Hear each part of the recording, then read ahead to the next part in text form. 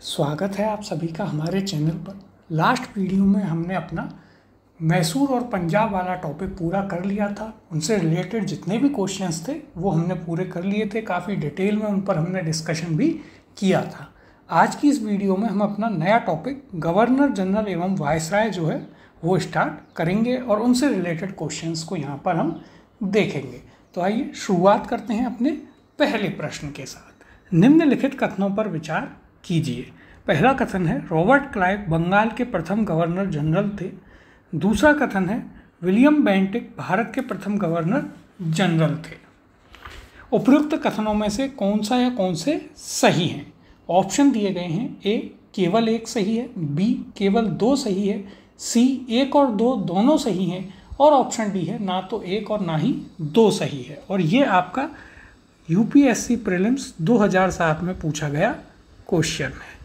तो देखिए इसका सही उत्तर होगा ऑप्शन नंबर बी, केवल दो यहाँ पर सही है। रॉबर्ट क्लाइव बंगाल के प्रथम गवर्नर जनरल नहीं थे बल्कि वे बंगाल के प्रथम सिर्फ और सिर्फ गवर्नर थे। तो यहाँ पर ये जो फैक्ट है ये हमें यहाँ पर याद रखना है कि वो बंगाल के प्रथम गवर्नर जनरल नहीं थे बल्कि बंगाल के प्रथम गवर्नर थे। कौन? Robert Clive. और दूसरा जो कथन है यहाँ पर विलियम बेंटिक भारत के प्रथम गवर्नर जनरल थे, ये एकदम सही कथन है, इसलिए इसका उत्तर होगा ऑप्शन नंबर 2।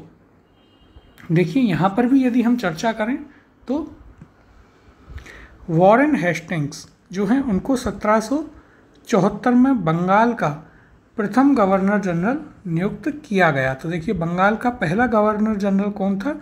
तो वो था आपका वॉरेन हेस्टिंग्स, जिसे 1774 में नियुक्त किया गया बंगाल का क्या? तो पहला गवर्नर जनरल।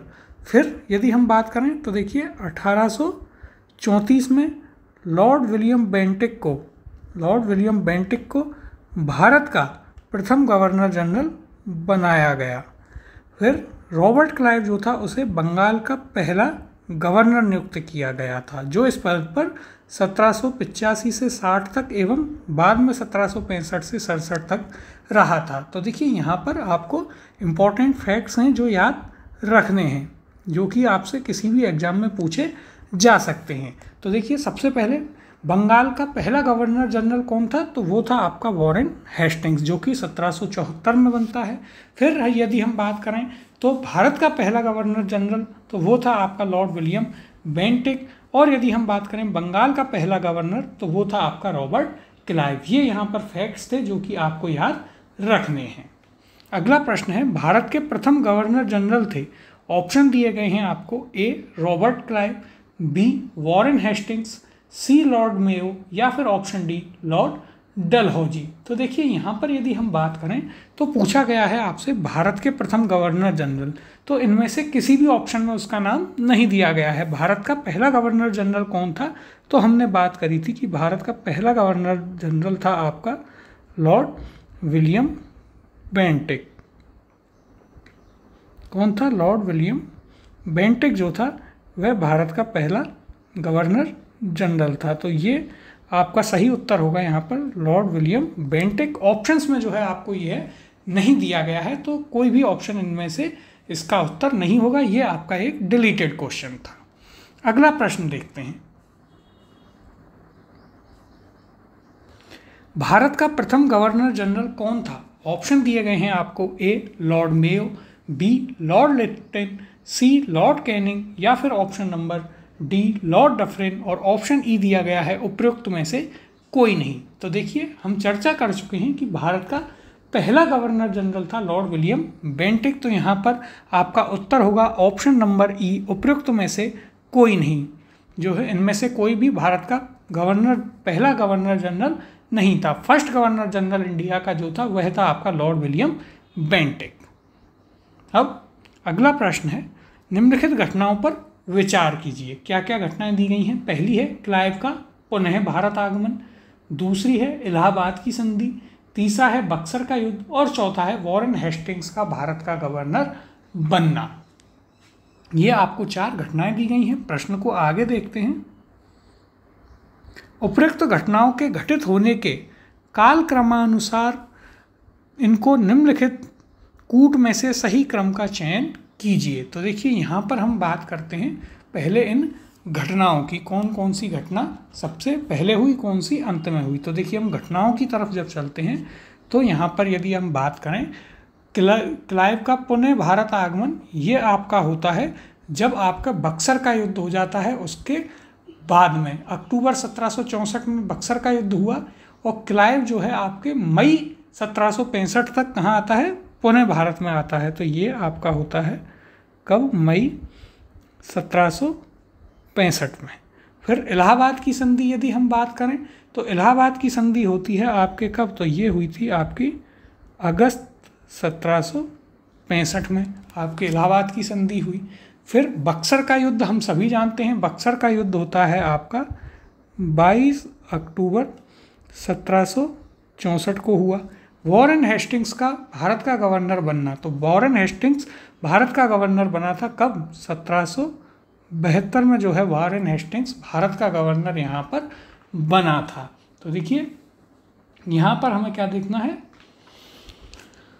अब इनका कालक्रम देखना है कि कौन सी घटना सबसे पहले थी, कौन सी बाद में थी। तो देखिए बक्सर का युद्ध आपका 1 नंबर पे आएगा, बक्सर का युद्ध। फिर यदि हम बात करें तो आपकी क्लाइव का पुनः भारत आगमन, ये 2 नंबर पर। फिर आपका इलाहाबाद की संधि 3 नंबर पर और 4 नंबर पर आपका आएगा क्या, तो वो होगा वॉरेन हेस्टिंग्स का भारत का गवर्नर बनना। तो देखिए यहाँ पर आपका क्या बनेगा, यहाँ पर हमारे पास कूट बनेगा इसका 3, 1। फिर यदि हम बात करें 3, 1, 2 और 4, ये इसका कूट बनेगा। अब ऑप्शंस में देखते हैं कि किस ऑप्शन में से दिया गया है। तो देखिए यहाँ पर यदि हम बात करें तो हमारा कूट था क्या, 3, 1, 2, 4, जो कि दिया गया है आपके ऑप्शन नंबर बी में। तो ऑप्शन नंबर बी 3, 1, 2, 4 इसका सही उत्तर यहाँ पर होगा। यहाँ पर भी यदि हम चर्चा करें तो देखिए इन घटनाओं का कालक्रम क्या है, बक्सर का युद्ध 22 अक्टूबर 1764, क्लाइव का पुनः भारत आगमन, हम जानते हैं जब संधि करने के लिए, इलाहाबाद की संधि करने के लिए क्लाइव को भेजा गया 3 मई 1765, इलाहाबाद की संधि अगस्त 12 और 16 अगस्त 1765 में, वॉरेन हेस्टिंग्स का बंगाल गवर्नर बनना 1772 में। तो देखिए भारत का गवर्नर नहीं, वह बंगाल का गवर्नर था। तो भारत का तो उसे गवर्नर जनरल बनाया गया, उसे कब का, बंगाल का 1774 में। तो कहीं ना कहीं अंत में वॉरेन हेस्टिंग्स वाला आएगा। तो यहाँ पर आपका ऑप्शन नंबर बी जो है वह सही उत्तर था। अगला प्रश्न है, निम्न कथनों में से कौन सा कथन सही नहीं है।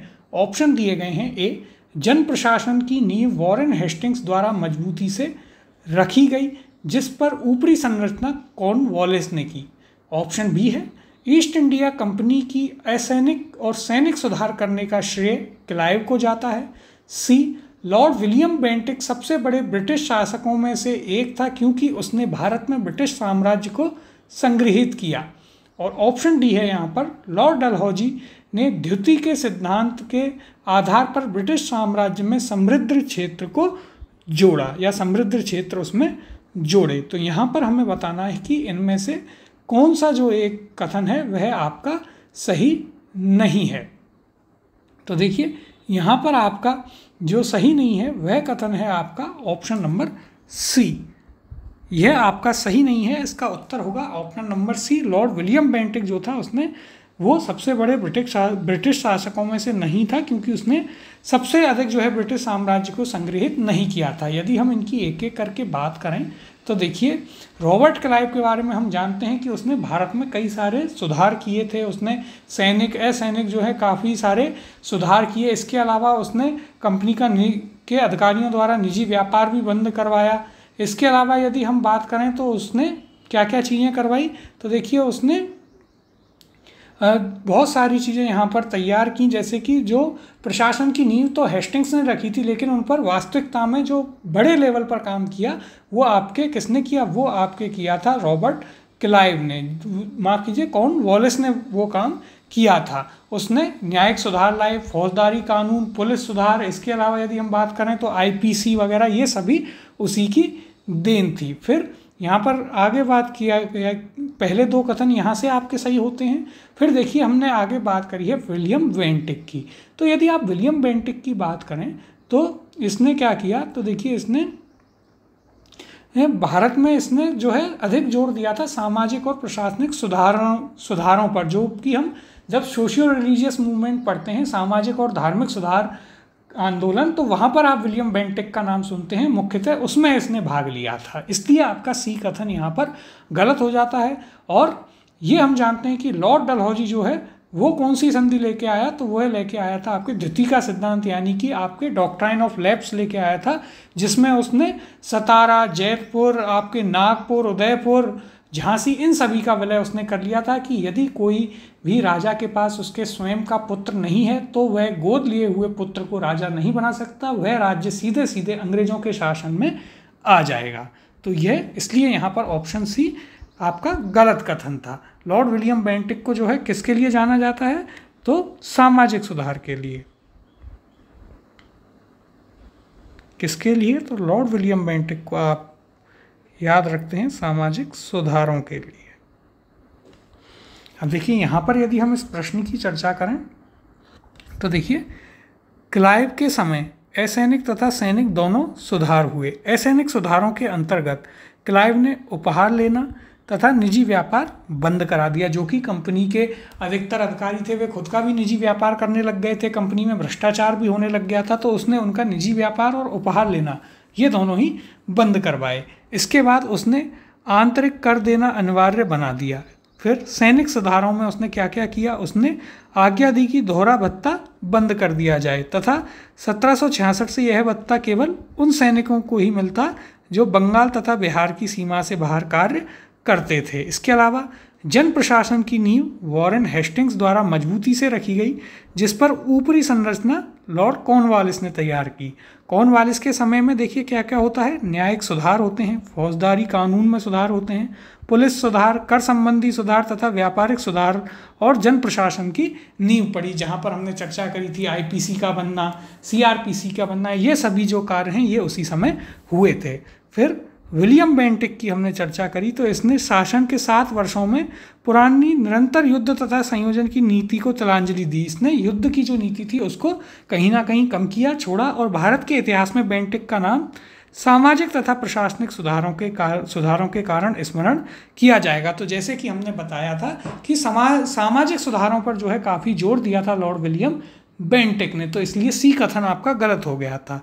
फिर लॉर्ड डलहौजी जो था उसने व्यपगत के सिद्धांत के अंतर्गत 1848 में सतारा, 1849 में जैतपुर तथा संभलपुर, 1850 में बघाट, 1852 में उदयपुर, 1854 में झांसी तथा 1854 में नागपुर का विलय कर लिया था। और 1856 में डलहौजी ने अवध का भी विलय किया कुप्रशासन के बहाने से। तो देखिए यहाँ पर ये चीज़ हमें याद रखनी है, लॉर्ड डलहौजी क्या लेके आता है, तो वह व्यपगत का सिद्धांत यानी कि क्या, तो देखिए इस पर यदि हम बात करें तो डॉक्ट्राइन ऑफ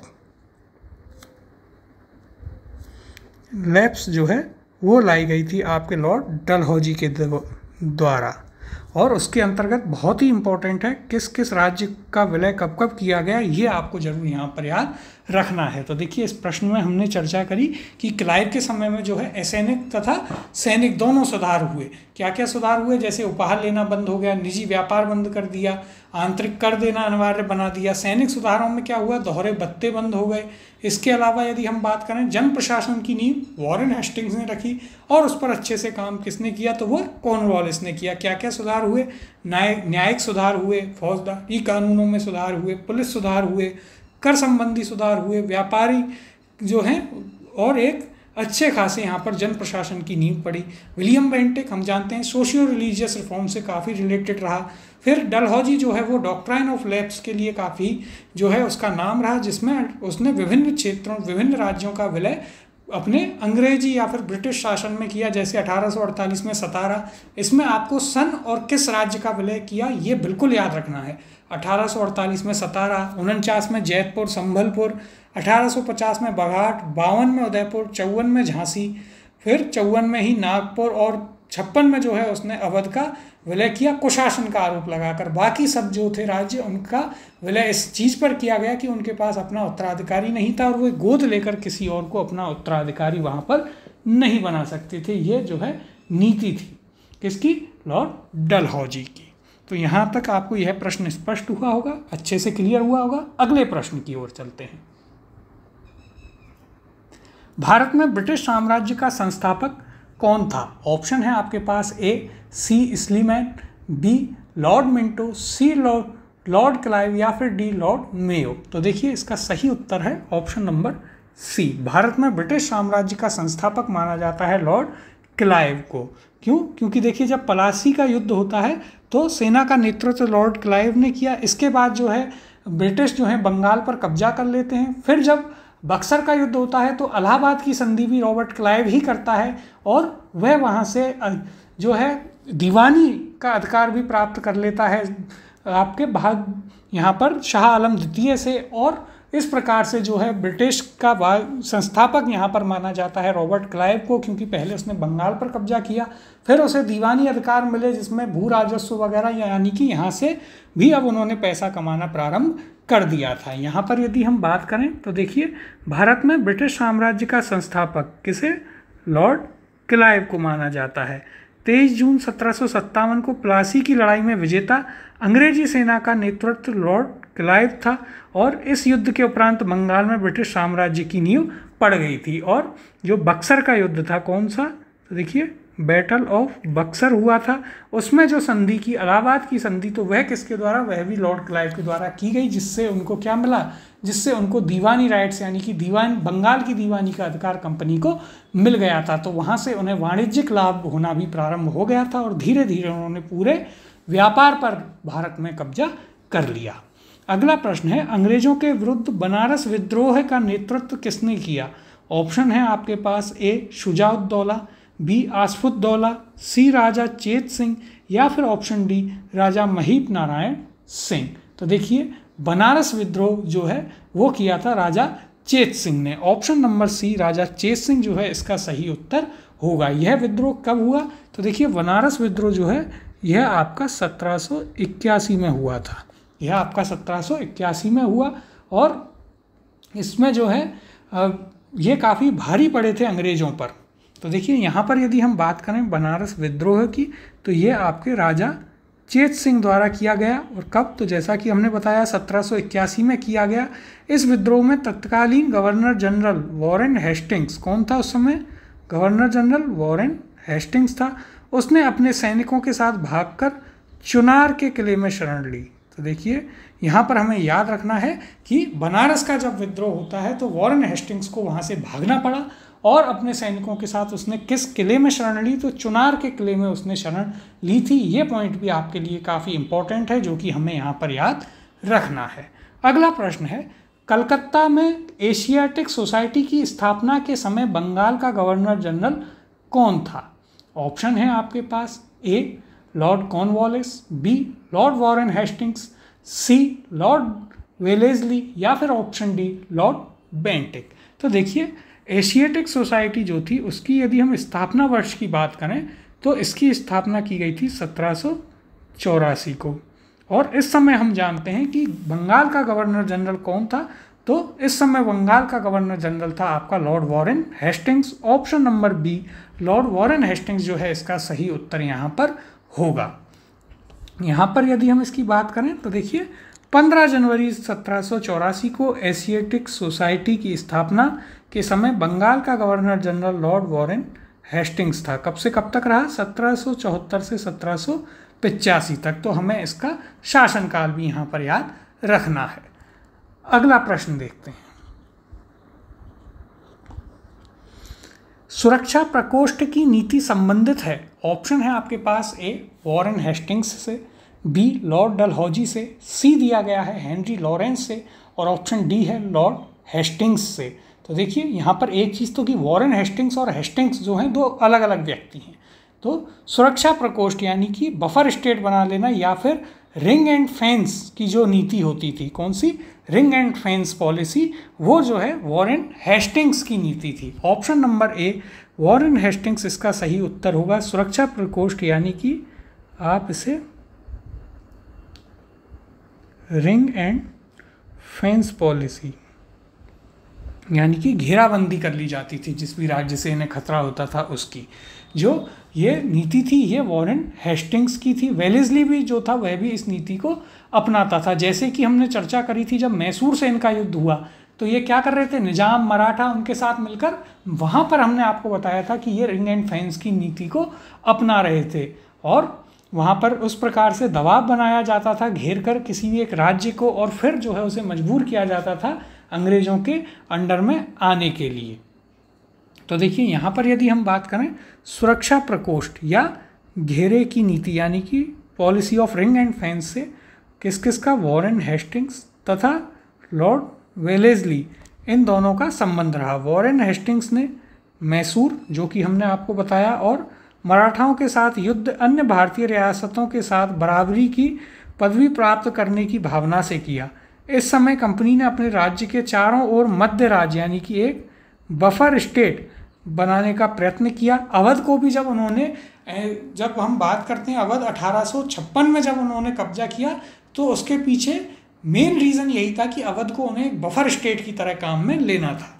फिर कंपनी का उद्देश्य केवल अपने राज्य की रक्षा करना था, अथवा हम यह भी कह सकते हैं कि अपने पड़ोसी राज्यों की सीमाओं की रक्षा करो ताकि अपनी सीमाएं सुरक्षित रहें। उस समय भय मुख्यतः अफगानों और मराठाओं से था, इसलिए जो है उस समय कंपनी ने जो है काफ़ी सारे बफर स्टेट्स वहाँ पर बनाए थे। जैसे अब इसमें हम यदि आगे देखें तो देखिए, इसलिए देखिए कंपनी ने यहाँ पर अवध की चर्चा आ गई कि अवध की रक्षा व्यवस्था के कार्य को इस शर्त पर संभाला कि अवध का नवाब उस व्यय का बोझ उठाए, और इस प्रकार अवध की रक्षा ही बंगाल की रक्षा थी। उन्हें बंगाल की रक्षा करनी थी। ये आपका बंगाल है, यहाँ पर आपका अवध है। तो यदि अब इधर से कोई भी मराठे या अफगान हमला करते हैं तो यदि अवध आपका यहाँ पर सुरक्षित है तो कोई भी आपके बंगाल तक पहुँच ही नहीं सकता। ये उनकी नीति थी। फिर देखिए वेलेस्ली के आने से कंपनी के भारतीय रियासतों के साथ संबंध में परिवर्तन आया।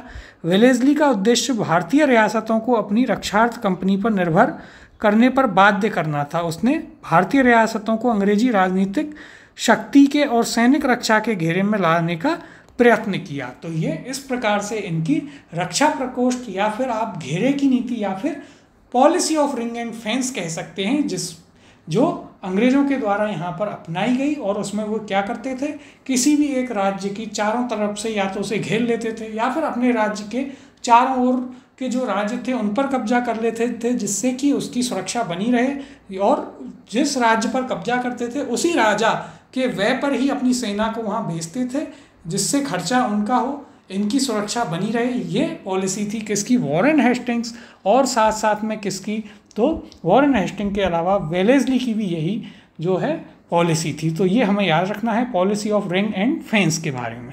तो देखिए अगला प्रश्न है, इसी से संबंधित है, रिंग एंड फेंस नीति का संबंध इनमें से किससे है। ऑप्शन है आपके पास, A Henry Lawrence, B Dalhousie, C Warren Hastings या फिर डी लॉर्ड क्लाइव। इसका सही उत्तर है option number C, Warren Hastings का जो संबंध है वो रिंग एंड फेंस की पॉलिसी से रहा है, जिसकी हमने पूरी विस्तार में यहाँ पर अभी चर्चा की। अगला प्रश्न है, निम्नलिखित में से किसने बंगाल में द्वैत शासन प्रणाली यानी कि डुअल गवर्नमेंट को समाप्त किया। इसके ऑप्शन दिए गए हैं, A Robert Clive, B Lord Cornwallis, C Warren Hastings या फिर ऑप्शन डी उपयुक्त में से कोई नहीं। तो देखिए इसका सही उत्तर होगा option number C, Warren Hastings जो था उसने बंगाल में से डुअल गवर्नमेंट यानी कि द्वैत शासन प्रणाली को समाप्त किया था। और इसे प्रारंभ किसने किया था, तो देखिए रॉबर्ट क्लाइव के द्वारा इसे स्टार्ट किया गया था। जो ऑप्शन ए दिया गया है रॉबर्ट क्लाइव, इसने जो है आपके किसे स्टार्ट किया, इसने स्टार्ट किया था आपके डुअल गवर्नमेंट सिस्टम यानी कि द्वैत शासन प्रणाली को। कब, तो इसने स्टार्ट किया इसे 1765 में, जब ये बक्सर का युद्ध जीतते हैं, इलाहाबाद की संधि करते हैं और इनको दीवानी मिल जाती है बंगाल की। तो वहाँ पर हमने काफ़ी डिस्कशन किया था इस चीज़ पर कि अंग्रेज़ों के द्वारा क्या किया गया, कि उन्हें कोई अनुभव नहीं था कैसे भू राजस्व लिया जाए, क्या चीज़ें की जाएं। तो उसके लिए उन्होंने यह किया कि उन्होंने वहाँ पर उप दीवान को बैठा दिया और अपने जो हैं खुद अपने इनडायरेक्टली वहाँ पर काम करने लगे। तो इसे स्टार्ट किया था आपके रॉबर्ट क्लाइव ने और अंत किया इसका वॉरेन हेस्टिंग्स ने। यहाँ पर अब हम इसकी चर्चा करते हैं। तो देखिए, वॉरेन हेस्टिंग्स के कार्यकाल में 1772 में कोर्ट ऑफ डायरेक्टर्स ने दोहरी शासन प्रणाली को समाप्त करने का निर्णय लिया तथा कलकत्ता परिषद एवं उसके प्रधान को आज्ञा दी कि वे स्वयं दीवान बने और बंगाल, बिहार तथा उड़ीसा के प्रबंध को अपने हाथ में ले लें। वॉरेन हेस्टिंग्स ने दोनों उप दीवानों, हमने इनके जो लास्ट क्लास में क्वेश्चंस किए थे, नाम याद किए थे, एक में शुरुआत में रजा था और एक में अंत में। तो देखिए, मोहम्मद रजा खां और राजा शिताब राय, इन दोनों को पदच्युत कर दिया। द्वैत शासन की शुरुआत बंगाल में क्लाइव के द्वारा की गई थी। कब? 1765 में, जो कि हमने यहाँ पर पूरी चर्चा करी। तो हमें याद रखना है कि डुअल गवर्नमेंट सिस्टम यानी कि द्वैत शासन प्रणाली जो थी बंगाल में, इसकी शुरुआत रॉबर्ट क्लाइव के द्वारा बक्सर के युद्ध के बाद जब वह इलाहाबाद की संधि करता है तब की गई। कब? 1765 में। लेकिन इसका अंत वॉरेन हेस्टिंग के कार्यकाल के द्वारा 1772 में कोर्ट ऑफ डायरेक्टर्स ने किया और जो दो उपदीवान थे, मोहम्मद रजा खां और राजा शिताब राय, इन दोनों को भी वहाँ से हटा दिया था। तो ये आपके हमने बात की किसके ऊपर? आपके डुअल गवर्नमेंट सिस्टम के ऊपर। लास्ट क्लास में भी हमने इसके ऊपर काफ़ी डिस्कशन किया था। अगला प्रश्न देखते हैं। बंगाल में द्विशासन प्रणाली किसके द्वारा लागू की गई? ऑप्शन है आपके पास: A Warren Hastings, B William Bentinck, C Robert Clive, option D Lord Curzon, या फिर ऑप्शन ई उपयुक्त में से कोई नहीं, या फिर उपयुक्त में से एक से अधिक। तो देखिए, इसका सही उत्तर है option number C, Robert Clive के द्वारा 1765 में जो है यहाँ पर शुरुआत की गई डुअल गवर्नमेंट सिस्टम यानी कि द्विशासन प्रणाली की। कब? तो 1765 में जो है, देखिए पहले क्या होता है, तो पहले होता है आपके पास बक्सर का युद्ध। बक्सर का जब युद्ध हो जाता है तो बक्सर के युद्ध के बाद क्या होती है? बक्सर के युद्ध के बाद होती है ट्रीटी ऑफ इलाहाबाद, यानी कि इलाहाबाद की संधि होती है। और जो इलाहाबाद की संधि होती है उसमें क्या मिलता है अंग्रेज़ों को? उसमें मिलता है बंगाल की दीवानी। और यहीं से जो है स्थापना होती है किसकी? बंगाल की दीवानी कलेक्ट करने के लिए स्थापना होती है किसकी? आपके द्वैत शासन प्रणाली यानी कि डुअल गवर्नमेंट सिस्टम की यहाँ पर शुरुआत होती है। तो ये इसकी एक आप क्रोनोलॉजी देख सकते हैं। अगला प्रश्न है, किस गवर्नर जनरल पर महाभियोग का मुकदमा चलाया गया? ऑप्शन है आपके पास: A Warren Hastings, B Lord Clive, option C Lord Cornwallis, या फिर ऑप्शन डी लॉर्ड वेलेस्ली। तो देखिए, इसका सही उत्तर होगा यहाँ पर आपका option number A, Warren Hastings जो था उस पर महाभियोग का मुकदमा बाद में चलाया गया।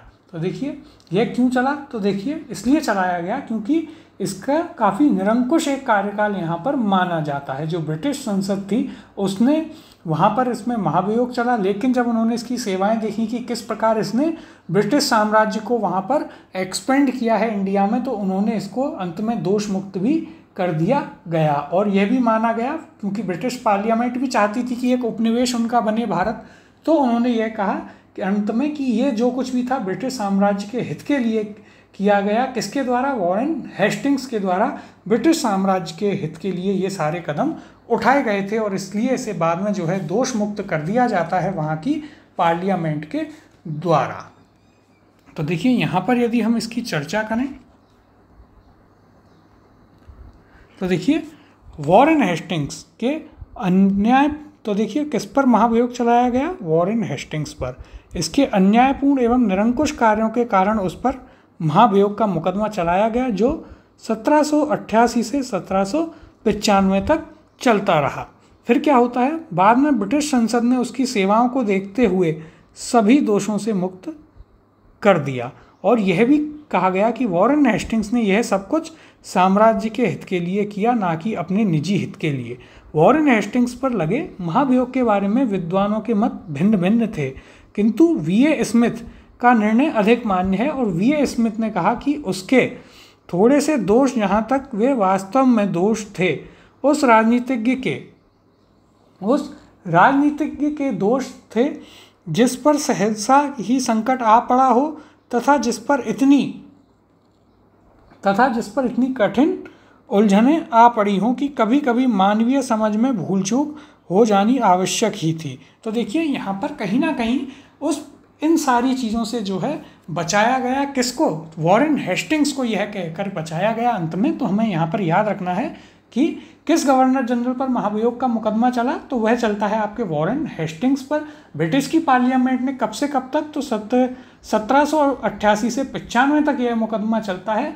और क्योंकि वह यहाँ पर ब्रिटिश उपनिवेश को ही बढ़ावा दे रहा था, इसलिए ब्रिटिश संसद जो है उसे दोष मुक्त करार दे देती है। बड़े बड़े हिस्टोरियंस जो हैं उनके अलग अलग मत हैं, जिसमें वीए स्मिथ ने तो यह भी कहा डाला कि वह ऐसा व्यक्ति था कि भाई जिस पर सहसा ही इतने सारे संकट आ पड़े और उसे इतनी कठिन परिस्थितियों में ऐसे ऐसे डिसीजन लेने पड़े, तो मानवीय भूल हो सकती है। तो कहीं ना कहीं डायरेक्टली इनडायरेक्टली पूर्ण रूप से जो है सपोर्ट किया गया किसको? वॉरेन हेस्टिंग्स को। अगला प्रश्न है, निम्नलिखित में से किस पर ब्रिटिश संसद में महाभियोग का मुकदमा चलाया गया था? ऑप्शन है आपके पास A sir John Shore, B Lord Clive, option C Warren Hastings, या फिर option number D General Dyer. तो देखिए इसका सही उत्तर है option number C Warren Hastings. कब से कब तक यह मुकदमा चलता है? तो यह मुकदमा चलता है आपके 1788 से लेकर के 1795 तक। अंत में जो है इसे क्या कर दिया जाता है? दोष मुक्त करार दिया जाता है ब्रिटेन की संसद के द्वारा। तो ये 2 पॉइंट और आपको याद रखने हैं कि वॉरेन हेस्टिंग्स पर ब्रिटिश संसद में महाभियोग का मुकदमा चला। टाइम कब से कब तक? तो 1788 से 95 तक, और अंत में इसे दोष मुक्त वहाँ पर करार दिया जाता है। अगला प्रश्न देखते हैं, वेल्लोर का विद्रोह किस गवर्नर जनरल के समय हुआ था? ऑप्शन है आपके पास ए वेलेस्ली, बी लॉर्ड मिंटो, सी लॉर्ड कॉर्नवालिस, या फिर डी सर जॉर्ज बारलो, या फिर ऑप्शन ई इनमें से कोई नहीं। तो देखिए इसका सही उत्तर है ऑप्शन नंबर डी। वेल्लोर का जो विद्रोह है वो सर जॉर्ज बारलो के समय में हुआ था। कब हुआ था यह विद्रोह? तो यह हुआ था, वेल्लोर का विद्रोह हमें याद रखना है, यह आपके 1806 में हुआ था। यदि हम इसकी बात करें तो देखिए ये जो है यहाँ पर आदेश उस समय पर लाया गया कि जो भारतीय सैनिक हैं वो तिलक नहीं लगा सकते, पगड़ी नहीं पहन सकते। तो इसके विरुद्ध में जो है वेल्लोर में मद्रास की जो सेना थी उसने विद्रोह कर दिया था। और इस समय कौन था गवर्नर जनरल? तो वो था आपका सर जॉर्ज बारलो, जो था वो इसका गवर्नर जनरल था। तो यहाँ जो है ये बात हमें याद रखनी है। तो देखिए 1806 कब हुआ वेल्लोर का विद्रोह? 1806 में वेल्लोर की मद्रास सेना के भारतीय सैनिकों ने एक विशेष प्रकार की पगड़ी पहनने, दाढ़ी मुंडवाने तथा तिलक न लगाने के विरुद्ध विद्रोह कर दिया था। क्या क्या कारण थे? तो ये भी हमें यहाँ पर याद रखने हैं। इस समय गवर्नर जनरल कौन था? सर जॉर्ज बारलो था। और इसी के काल में देखिए बैंक ऑफ कलकत्ता का भी स्थापना की गई थी। वेल्लोर के विद्रोह को 1857 की क्रांति का पूर्वगामी भी माना जाता है। तो देखिए आपके लिए थोड़ा इम्पोर्टेंट हो जाता है रिवोल्ट ऑफ वेल्लोर, यानी कि वेल्लोर का विद्रोह सबसे पहले कब हुआ? याद रखना है 1806 में होता है। क्या कारण रहे कि जो मद्रास के सैनिक थे, हिंदू सैनिक, उन्होंने मना कर दिया एक विशेष प्रकार की पगड़ी पहनने से, बाल और दाढ़ी मुड़वाने से और तिलक ना लगाने की बातों पर उन्होंने विरोध करते हुए वहाँ पर एक विद्रोह किया। उस समय गवर्नर जनरल कौन था? सर जॉर्ज बारलो था। और यही जो वेल्लोर का विद्रोह है इसे 1857 की क्रांति का पूर्वगामी माना जाता है। ये आपके लिए काफ़ी इम्पॉर्टेंट है क्योंकि आपसे पूछा जा सकता है कि निम्नलिखित में से किस विद्रोह को जो है 1857 की क्रांति का पूर्वगामी विद्रोह माना जाता है। तो वो आपका उत्तर होगा वहाँ पर कौन सा? वहाँ पर आपका उत्तर होगा वेल्लोर का विद्रोह। तो ये आपको याद रखना है। इम्पॉर्टेंट चीज़ कौन सी है? एक और जो हमें याद रखनी है वह है आपकी कि इसे 1857 की जो क्रांति हुई 1857 की क्रांति का इसे क्या माना जाता है? इसे माना जाता है 1857 की क्रांति का पूर्वगामी। तो ये पॉइंट भी हमें यहाँ पर याद रखना है। किसको? वेल्लोर विद्रोह को कब हुआ? 1806 में हुआ। बहुत ही इंपॉर्टेंट। अगला प्रश्न है, भारत में न्यायिक संगठन की स्थापना किसने की? ऑप्शन है आपके पास, A Lord Mayo, B Lord Cornwallis, C Lord Attlee, या फिर ऑप्शन डी लॉर्ड कर्जन। तो देखिए इसका सही उत्तर है option number B Lord Cornwallis. Lord Cornwallis के समय में जो है भारत में न्यायिक संगठन की स्थापना की थी। और यदि हम बात करें तो उसने दीवानी और फौजदारी न्यायालय जो थे उनको संगठित किया, उनमें नई अंग्रेजी व्यवस्था की उसने नींव रखी। और फिर बाद में यदि हम बात करें, शुरुआत इसकी वॉरेन हेस्टिंग्स के टाइम पर हुई थी, जो हमारे पास एक प्रश्न भी आया था और उसमें यह कथन भी था। लेकिन कॉर्नवालिस ने इसे काफ़ी अच्छे से बनाया और 1793 में तो कॉर्नवालिस कोड भी आया था, जिसने इन दोनों की शक्तियों को, दीवानी अदालत और फौजदारी अदालत की शक्तियों को अलग अलग किया। बाद में जो है यही व्यक्ति था जिसने CRPC, IPC ये सभी चीज़ें यहाँ पर शामिल की। कहाँ? भारत में। तो देखिए यहाँ पर यदि हम इसकी चर्चा करें तो देखिए, दीवानी और फौजदारी न्यायालय के श्रेणीबद्ध संगठन के जरिए न्याय प्रदान करने की एक नई व्यवस्था की नींव अंग्रेजों ने रखी थी। इस व्यवस्था को वॉरेन हेस्टिंग्स ने आरंभ किया। तो हमें याद रखना है, यदि पूछा जाए आपसे कि किसने आरंभ किया तो वॉरेन हेस्टिंग्स, मगर जो कॉर्नवालिस था, लॉर्ड कॉर्नवालिस, उसने इसे और सुदृढ़ बनाया। 1793 में कॉर्नवालिस संहिता यानी कि कॉर्नवालिस कोड, जो कि आपको अभी हमने बताया, उसमें शक्तियों के पृथक्करण के सिद्धांत पर आधारित थी, जिसके तहत कर और न्याय प्रशासन को पृथक कर दिया गया था आपके दीवानी और फौजदारी अदालत में। इन सभी चीज़ों के ऊपर हम काफ़ी विस्तार में चर्चा करेंगे जब हम इस सब्जेक्ट को पूरा पढ़ेंगे, तब हम UPSC लेवल पर इन सारी चीज़ों की बात करेंगे। अगला प्रश्न है, निम्नलिखित में से किस गवर्नर जनरल ने भारत की प्रसंविधाबद्ध सिविल सेवा यानी कि coordinated civil services of India का सृजन किया, जो कालांतर में भारतीय सिविल सेवा यानी कि ICS के नाम से जानी गई? यह आपका UPSC प्रीलिम्स 2010 का पूछा हुआ प्रश्न है। ऑप्शन दिए गए हैं आपको, ए वॉरेन हेस्टिंग्स, बी वेलेस्ली, सी कॉर्नवालिस, या फिर डी विलियम बेंटिक। तो देखिए इसका सही उत्तर है ऑप्शन नंबर सी। कॉर्नवालिस के समय में जो है काफ़ी ज़्यादा यहाँ पर एडमिनिस्ट्रेटिव सुधार जो है, प्रशासनिक सुधार और न्यायिक सुधार सबसे ज़्यादा लॉर्ड कॉर्नवालिस के समय में हुए। और वही व्यक्ति था जिसने किसकी शुरुआत करी? जिसने ICS यानी कि इंडियन सिविल सर्विसेज की शुरुआत जो है कॉर्नवालिस के द्वारा की गई थी। जब वह बंगाल का गवर्नर जनरल बना, उसने प्रशासन को वहाँ पर क्या कहते हैं, वापस से उसे रिफॉर्म लाया उसमें काफ़ी सारे, और उसने कॉर्नवालिस कोड लाया जहाँ पर उसने दीवानी और न्यायिक क्षेत्रों को विभाजित किया। फिर उसने आगे चलकर इसी में भारतीय सिविल सेवा स्थापित की। तो देखिए यहाँ पर यदि हम बात करते हैं तो भारत की संविधाबद्ध सिविल सेवा या लोक सेवा का सृजन कॉर्नवालिस द्वारा किया गया। बंगाल का गवर्नर जनरल बनने के बाद कॉर्नवालिस ने प्रशासन को पुनर्गठित किया, राजस्व बोर्डों को भंग कर इसके संबंध में नए नियम बनाए तथा कंपनी के अधिकारियों के व्यक्तिगत व्यापार के संबंध में भी नए नियम बनाए। उसने कॉर्नवालिस कोड के यानी कि कॉर्नवालिस संहिता के माध्यम से दीवानी तथा न्यायिक क्षेत्रों में स्पष्ट विभाजन किया, जिसने आगे चलकर भारतीय सिविल सेवा का स्वरूप लिया। तो ये हमने पूरी यहाँ पर अभी चर्चा पहले भी की थी। अगला प्रश्न देखते हैं, भारतीय लोक सेवा का प्रवर्तन किया गया। ऑप्शन है आपके पास, ए बेंटिक के शासनकाल में, बी कॉर्नवालिस के शासनकाल में, सी कर्जन के शासनकाल में, या फिर डी डलहौजी के शासन काल में। तो इसका सही उत्तर है ऑप्शन नंबर बी, कॉर्नवालिस के शासनकाल में जो है भारतीय लोक सेवा का प्रवर्तन किया गया। बेंटिक तो किससे संबंधित रहा? बेंटिक आपके सामाजिक सुधार से। तो देखिए यहाँ पर हम लिख भी लेते हैं, बेंटिक का जहाँ भी नाम आएगा हमें याद रखना है कि यह आपका संबंधित रहा मुख्यतः किनसे? सामाजिक सुधारों से। बेंटिक आपका संबंधित रहा। जब भी एडमिनिस्ट्रेटिव या फिर जुडिशियल रिफॉर्म्स की बात आए तो वहाँ पर कॉर्नवालिस हमें याद रखना है। अगला प्रश्न है, 18वीं शताब्दी के उत्तरार्ध में किसे प्राय कंपनी बहादुर की शान और शौकत का स्थानीय प्रतिनिधि कहा जाता था?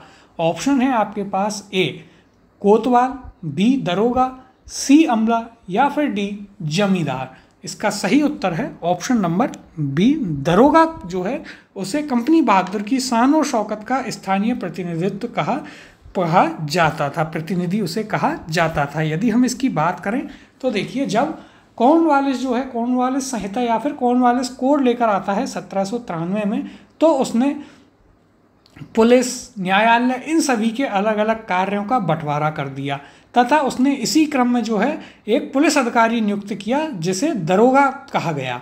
और ये जो है आपके जमींदारों को जमींदारों से अलग करके बनाया गया और दरोगा की नियुक्ति जो है मजिस्ट्रेट जो होता था डीएम उसके द्वारा की जाती थी। ये यहाँ पर हमें याद रखना है।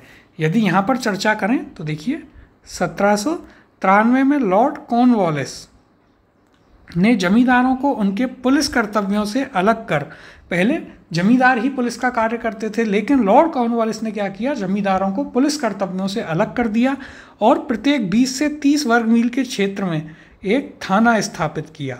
जो थाना सिस्टम है आज के समय में भारत में, वो लॉर्ड कॉर्नवालिस के द्वारा लाया गया और तथा उसने एक दरोगा नामक पुलिस अधिकारी नियुक्त किया गया, जो कि अब हम थाना अधिकारी जिसे बोलते हैं, इंस्पेक्टर या सब इंस्पेक्टर जो होता है। दरोगा की नियुक्ति एवं पर्यवेक्षण मजिस्ट्रेट द्वारा, जो डीएम है उसके द्वारा किया जाता था। किसान दरोगा को कंपनी बहादुर की शान और शौकत का स्थानीय प्रतिनिधि मानते थे। तो ये हमें याद रखना है। दरोगा जो है ये पोस्ट किसके द्वारा लाई गई, तो यह लॉर्ड कॉर्नवालिस के द्वारा लाई गई। जब उसने यहाँ पर कॉर्नवालिस कोड अप्लाई किया 1793 में, पहली बार उस व्यक्ति ने यहाँ पर थाना सिस्टम लागू किया, जो कि आज के समय भी यहाँ पर चल रहा है। अगले प्रश्न की ओर चलते हैं। लॉर्ड कॉर्नवालिस की कब्र कहाँ स्थित है? ऑप्शन है आपके पास ए गाजीपुर, बी बलिया, सी वाराणसी या फिर डी गोरखपुर। तो देखिए इसका सही उत्तर है यहाँ पर option number A Ghazipur. Lord Cornwallis की कब्र स्थित है आपके गाजीपुर में। अब यदि हम बात करें तो 1805 में जो है कॉर्नवालिस की मृत्यु हो गई थी, कहाँ पर? गाजीपुर में। तो देखिए कहाँ गाजीपुर में मृत्यु हुई, कब? 1805 में लॉर्ड कॉर्नवालिस की मृत्यु हो गई थी और वहीं पर इसकी कब्र बनाई गई। तो देखिए यहाँ पर भी देखते हैं, लॉर्ड कॉर्नवालिस 1786 से 1793 एवं 30 जुलाई 1805 से 5 अक्टूबर 1805 तक बंगाल का गवर्नर जनरल रहा 2 बार। इसे भारत में इस्तमरारी अथवा स्थायी बंदोबस्त, न्यायिक संहिता एवं भारतीय लोक सेवा के प्रवर्तक के रूप में जाना जाता है, जो हमने अभी पूरी चर्चा करी। इसकी मृत्यु कब हुई, तो 5 अक्टूबर 1805 को इसकी मृत्यु गाजीपुर उत्तर प्रदेश में हुई थी। यहीं पर इसकी कब्र भी स्थित है। तो हमें याद रखना है 5 अक्टूबर 1805 को लॉर्ड कॉर्नवालिस की मृत्यु हो जाती है गाजीपुर में और वहीं पर इसकी कब्र बनी हुई है। अगला प्रश्न है, लॉर्ड वेलेस्ली द्वारा लागू की गई सहायक संधि व्यवस्था के बारे में निम्नलिखित में से कौन सा कथन लागू नहीं होता या कौन सा कथन गलत है?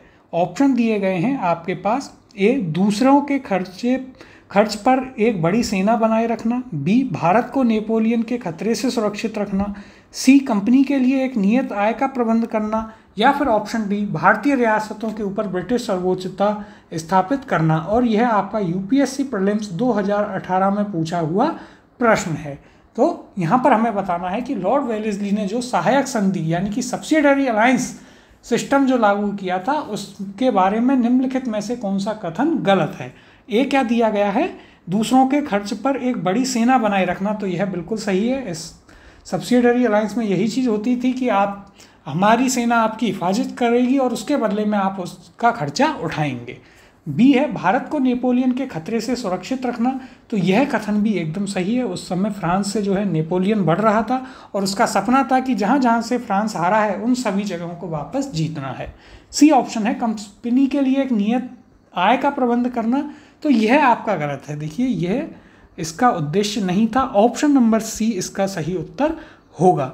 और अगला है भारतीय रियासतों के ऊपर ब्रिटिश सर्वोच्चता स्थापित करना। तो यह भी आपका सही है, क्योंकि जब सेना ही ब्रिटिश की रहेगी तो कहीं ना कहीं भारतीय रियासतों पर उनकी ही हुकूमत चलेगी।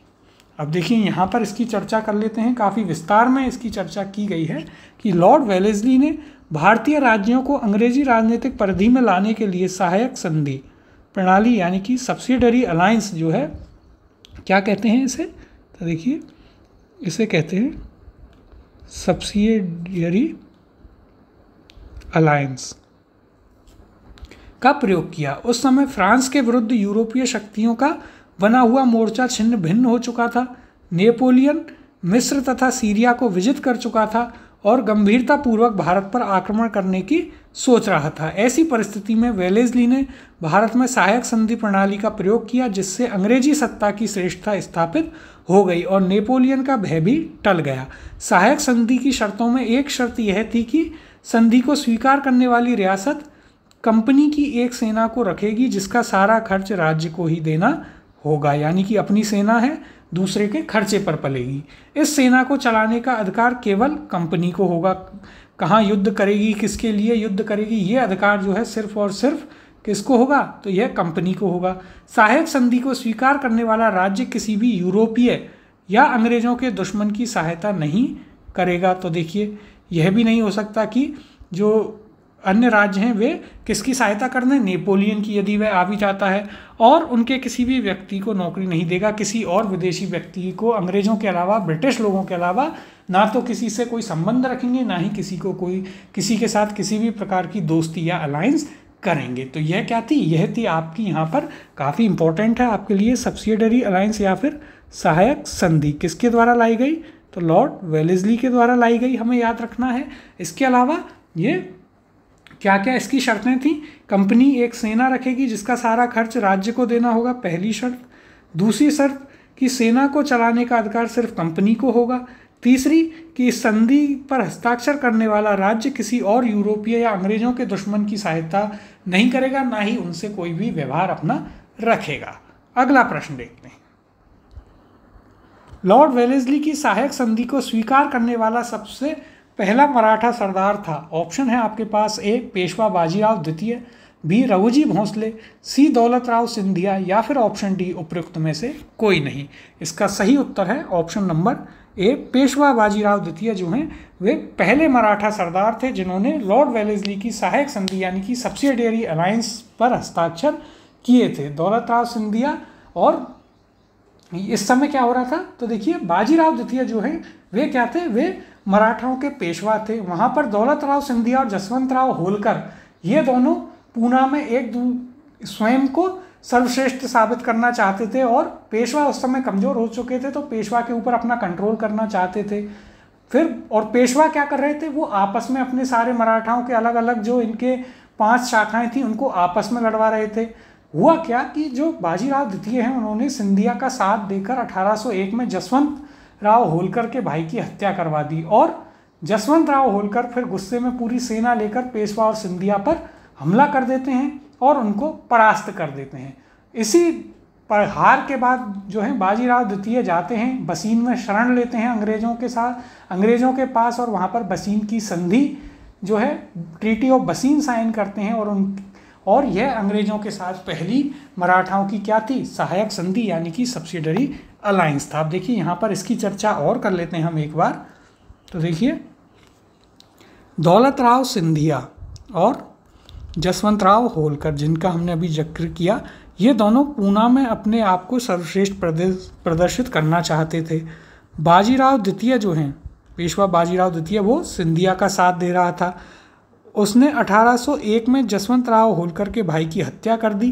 परिणामस्वरूप जसवंतराव होलकर की सेना ने पूना पर आक्रमण कर दिया, और जब आक्रमण किया तो पेशवा और सिंधिया की संयुक्त सेना को परास्त कर दिया। बाजीराव द्वितीय ने भागकर बसीन में शरण ली तथा 31 दिसंबर 1802 को अंग्रेजों से बसीन की संधि पर हस्ताक्षर किए, और इस संधि के अनुसार पेशवा बाजीराव द्वितीय ने अंग्रेजों की संरक्षण स्वीकार कर ली, और यह संधि मराठों द्वारा अंग्रेजों के साथ की गई प्रथम सहायक संधि थी। काफ़ी इम्पोर्टेंट है आपके लिए, और यहाँ से जो है युद्ध प्रारंभ हो जाते हैं अंग्रेज और मराठाओं के बीच में। तो ये हमने यहाँ तक के प्रश्नों की चर्चा की है।